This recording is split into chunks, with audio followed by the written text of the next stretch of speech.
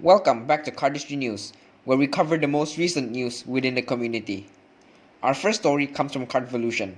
For those who don't know, Cardvolution is a Singapore-based card retailer, and just this week, they released their own set of card trainers. These trainers are called Iridescent Night, and as the name would suggest, the 5-packet trainers have an iridescent back, as well as glow-in-the-dark borders.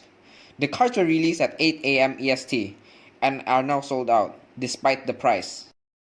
Our next story is a continuation of a story we covered last week, the Lotus in Hand DuoByYou.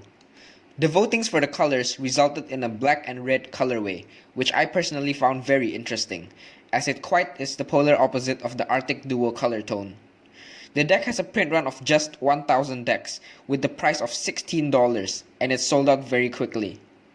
Next up, we have a news from possibly the biggest cardistry event in a while, the Fontaine Trials. Round 3 of the Fontaine Trials aired on the 20th of May, and it was something special. If you haven't already, I strongly suggest you give it a watch over at Fontaine's YouTube channel.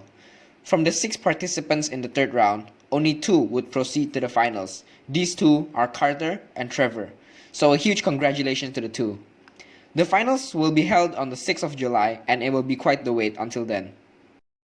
Speaking of Fontaine, Zack posted a story on his Instagram where he teased the next Fontaine, saying this: I just got a new Fontaine in the mail that has been stuck at USPC since before they shut down.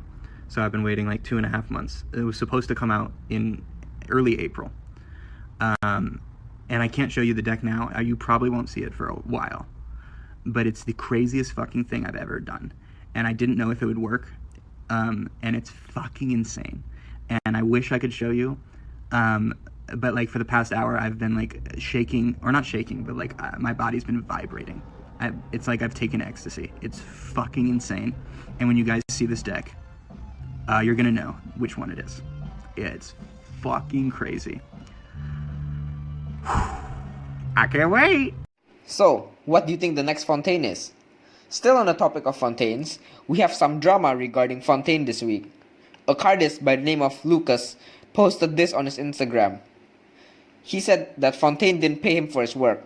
Quote, around July 10th, I did renders for Zack. He needed the renders as fast as possible, as they were going to be sent to guests. He didn't have time to get prototypes, so I was hired. Zack said multiple times that he will send me cards as payment, yet he hasn't. End quote. It is important to note that the cards that Zack was supposed to send were red Fontaines, but thankfully, after the help of the community, Zack did reach out to Lucas and they settled it. This week, Jaspers also dropped the new Favorite Day Edition V2.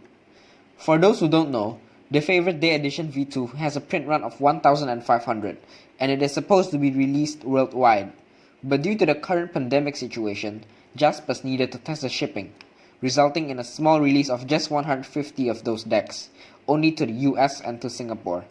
The small drop is scheduled to be on the 29th of May, and the release of the rest of the deck worldwide is still unclear. What do you think of this US-Singapore exclusive drop? Now on to some bonus news.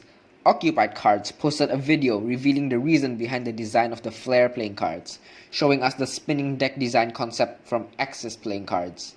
We also have Goose playing cards releasing a new deck of cards called 2020 Vision, along with 2 cardistry videos called Goose God featuring Patrick Vernavas and another cardistry video called Hindsight featuring Lars and Trevor.